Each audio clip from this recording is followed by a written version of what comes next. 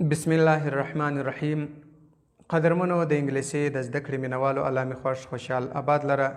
دوستانو د ګرامر په برخه کې ډیمانسټریټیو پرونانس اور ایجکټیو پر دې باندې نن بحث کوو چې دا څه دي. ډیمانسټریټیو پرونان دې ته ویل کېږي اشارتي ضمیرونه یا اشارتي صفتونه. ایجکټیو صفتونه ستاسو به په یاد وي دا الفاظ. دا څلور دانې دي. پر دې باندې موږ وختي هم بحث کړی ولو چې لکه په عربي کې هذا ذالکه یعنی یو شي ته اشاره پکې چې دا یا هغه، دا یو شی هغه یو شی، دا ډیر شیان هغه ډیر شیان. د دې لپاره په انګلیسي کې استعمالیږي this that. دا د مفرد لپاره this دا یو شی، that هغه یو شی. او د جمع د پاره یعنی د پلورل د پاره چې استعمالیږي هغه بیا چې استعمالیږي these those. these استعمالیږي د دا نږدې شیانو د پاره، دا نږدې شیان these دا نږدې شیان، those هغه لرې شیان. دا چې دی د هغه شیان دی چې دی ته اشارتي ضمیرونه ویل کېږي یا اشارتي صفتونه. دا دوه حالات لري دوستانو. په یو حالت کې صفت جوړیږي اشارتي صفتونه ورته ویل کېږي، په بل حالت کې اشارتي ضمیرونه ورته ویل کېږي. دا خپل یو اسانه طریقه ده. ورته ګوره که چیرې د this that these those د دې څخه وروسته نان راسي، دا چې دی دا ډیمانسټریټیو ایجکټیو دی. که چیرې د دې څخه وروسته د دې څلور الفاظو چې this that these those د دې څلور الفاظ څخه وروسته ورب راسي، بیا دې ته ویل کېږي ډیمانسټریټیو پرونان. په دې باندې اسانه سر خلاص کړي. ګوره ایجکټیو او پرونان چې موږ جوړو یو اسانه طریقه باندې دی. مثال به څنګه لکه اوس زه مثال درته وایم this boy is smart. this boy is smart. دا هلک چالاک دی، تیز دی، ځیرک دی. smart معنا ځیرک، تیز. this boy is smart. ګوره په this پسې دستي څه شی رالی؟ نان رالی. چې نان پسې رالی دې ته څه شی ویل کېږي؟ دې ته ویل کېږي ډیمانسټریټیو ایجکټیو. ځکه په آخر کې بیا د دې صفت استعمالیږي یعنی دا سمارټ. ګوره دا هلک چالاکه دی، ځیرک دی، تیز دی، یعنی یو ذهن یې پراخ ذهن دی، خبره ذهن ته ژر رسیږي. دلته چې دغه د بوای صفت څوک سولو؟ دا سمارټ صفت سو، دا هلک چالاکه دی. this boy is beautiful. دا هلک ښایسته دی. ګوره دا بیوټیفول چې سو دا د دې دپاره صفت سو. this boy is black. دا هلک تور دی. this boy is white. دا هلک سپین دی. ګوره دا سپینوالی، توروالی، ښایست، چالاکتوب دا د دې هلک دپاره صفت جوړ سو. نو دې ته ویل کېږي ډیمانسټریټیو ایجکټیو. دې ته دغه ویل کېږي. ډیمانسټریټیو پرونان بیا هغه ته ویل کېږي چې په هغه پسې ورب راسي. په چیز پسې؟ په this that these those په دې الفاظ پسې ورب دستي راسي. بیا دلته چې شي ورته ویل کېږي ډیمانسټریټیو پرونان. لکه مثال داسې this is a boy. this is a boy. دا is چې دی دا ورب دی. ګوره که ستاسو په یاد دي موږ په هیلپینګ ورب باندې هم دا ویلی دی چې دې ته هیلپینګ ورب هم ویل کېږي، to be هم ورته ویل کېږي، هیلپینګ ورب هم ورته ویل کېږي. دا is am are دا وربونه هم دي.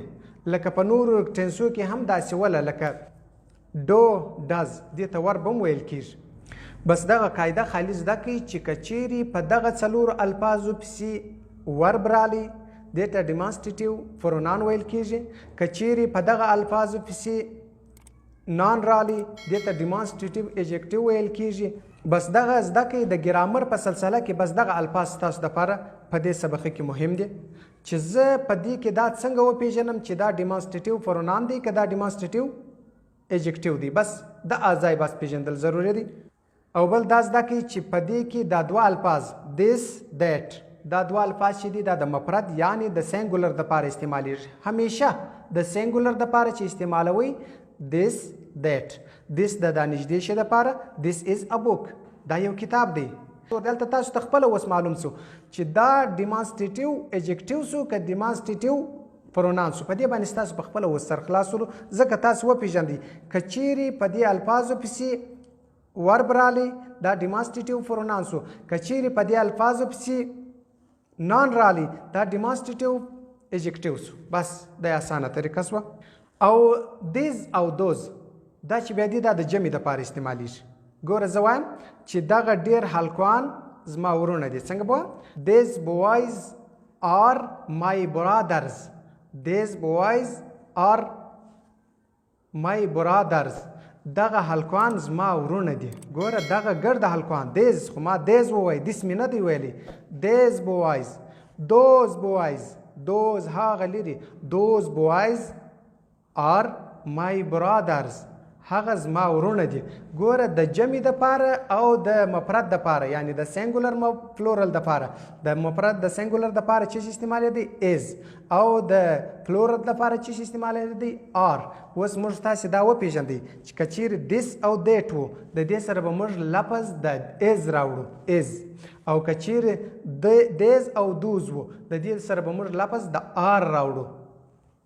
په دې باندې به مې سر خلاص شوی.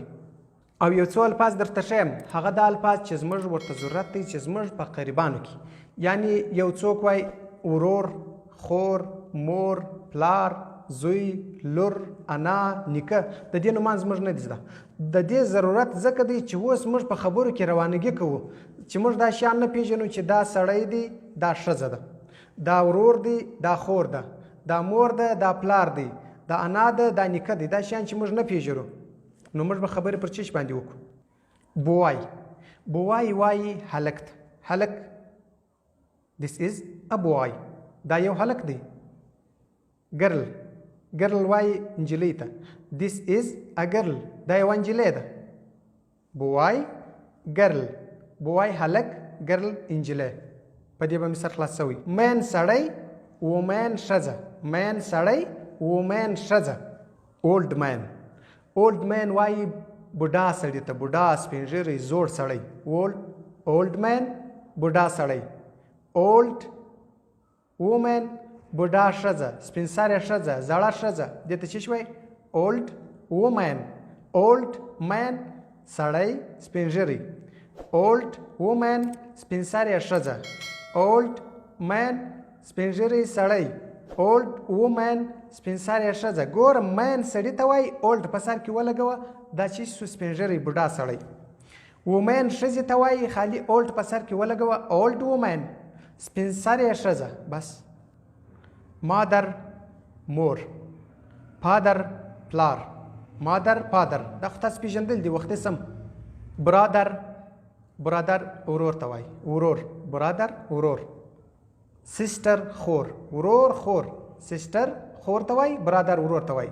مادر پادر.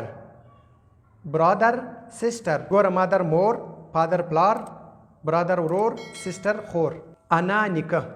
ګرینډ فادر. ګرینډ فادر فادر خو پلار ته وایي. ګرینډ ورسره که ګرینډ فادر ګرینډ فادر یا ګرانډ فادر دواړه سی دي. که ګرانډ ووایم سی دي که ګرینډ ووایم سی دي. ګرینډ فادر نیکه. ګرینډ مادر انا. ګرینډ فادر نیکه.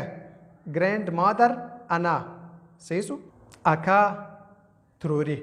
اکا اکا چې دی هغه ته په انګلیش کې ویل کېږي انکل. انکل. This is my uncle. دا زما اکا دی. This is my uncle. دا زما اکا دی. د اکا و ښځې ته یعنې تروري ته تروري ته ویل کېږي انټ. انټ. انټ وایي و تروري ته. تروري. This is my aunt. دا زما تروري ده. This is my uncle. دا زما اکا دی. This is my father. دا زما پلار دی. This is my mother. دا زما مور ده. This is my brother. دا زما ورور دی. This is my sister. دا زما خور ده. This is my grandfather. دا زما نیکه دی. This is my grandmother. دا زما انا ده. زوی لور. زوی ته ویل کېږي son. This is my son. دا زما زوی دی. This is my daughter.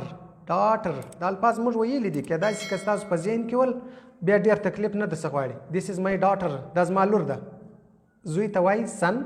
لور ته وایي daughter. بس دغه الفاظ زده کړئ. اوس تاسې کولی شي چې son زوی ته ویل کېږي. که اوس ته غواړې چې زما زامن شي اس خالي پسې زیات کړه. sons دا زما زامن دي. بیا به کوم لفظ ورسره استعمالوي these are my sons دا زما زامن دي these are my sons دا زما زامن دي these are my brothers دا زما ورونه دي these are my sisters دا زما خویندې دي these are my daughters دا زما لوڼې دي. ګوره په دې ټولو الفاظ باندې تاسو ډېر په اسانۍ سره سر خلاصوئ. په هر لفظ پسې اخر اس ولګوه بیا چې شي جوړېږي دا جمع سو. په هر لفظ پسې اخر اس ولګوه که په برادر پسې لګوې که په سسټر پسې لګوې که په سن پسې لګوې که په ډاټر پسې لګوې که په انکل پسې لګوې که په انټ پسې لګوې. ګوره چې ماضي ته دا پسې ولګوه چې اس بس تا ته معلوم سو چې دا جمع سو. دا زما اکاګان دي دا زما ترورګانې دي دا زما نیکګان دي دا زما اناګانې دي. ګوره دا زما پلار دی په پلار پسې به اس نه لګېږي ځکه پلرونه د یو چا ډېر نسي جوړېدلی یو پلار وي د یو چا. نو په نن سبقه کې موږ دا پرمختګ وکړي چې د ګرامر د الفاظ څخه ډیمانسټریټیو پرونان او ډیمانسټریټیو ایجکټیو دا موږ زده کړي او دا مې زده کړي چې د سینګولر دپاره چې څنګه استعمالیږي په دې لفظ پسې په this او that پسې از لګېږي او په جمع دپاره چې استعمالیږي په these او those پسې آر لګېږي. دا په یاد لرئ که چیرې په this او دیټ پسې نان راغلی و نان دا په یاد لري که نان راغلی و دا نان بیا چې شي غواړي صفت غواړي دا ډیمانسټریټیو ایجکټیو سو. که ورب راغلی ورب دا از هم ورب دی دا آر هم ورب دی. ما تاسو ته ویل هیلپینګ ورب موږ ورته ویل که چیرې دا پسې راغلی و دا ډیمانسټریټیو پرونان دی. بیا په دې به مې سر خلاصوئ. خوشحال آباد اوسئ. د راتلونکي سبقه پورې تاسې پر دې باندې جملې جوړې کړئ ځکه چې اوس تاسو په دې باندې سر خلاص سو. تاسو کولی شئ چې پر دې باندې ښې جملې جوړ کړئ. ډېر الفاظ تاسو زده کړي. زه به بیا دا کم سبقان چې موږ ویلي دي په راتلونکي کې بیا به د دې ټولو سبقانو یو خلاصه درته راوباسم. یو سبق به درته ووایم تاسو ته به بیا خپله معلوم شي چې موږ څونه انګریزي زده کړې ده چې دا دی سره پرې د موږ ته درک نه راکوي چې زموږ انګریزي پر کوم ځای باندې ده ځکه هغه سبقان سره پرې دي سره رایوځای سوي نه دي. که د هر چا سره لیک پراته وي په ټولو سبقانو کې وګورئ ښه ښایسته مجلس ځینې جوړ کړئ. هغه خبرې ټولې راټولې کړئ ښې جملې هلته شته د جملې ټولې راټولې کړئ ښه مجلس ځینې جوړ کړئ یوه کتابچه باندې پر یوه ورقه باندې بیا تاسې تکرار کړئ. تاسو ته بیا په خپله دا معلومیږي چې موږ څونه پرمختګ کړی دی موږ څونه په پوهېږو په مجلس باندې. خوشحال او آباد اوسئ. السلام علیکم ورحمت الله.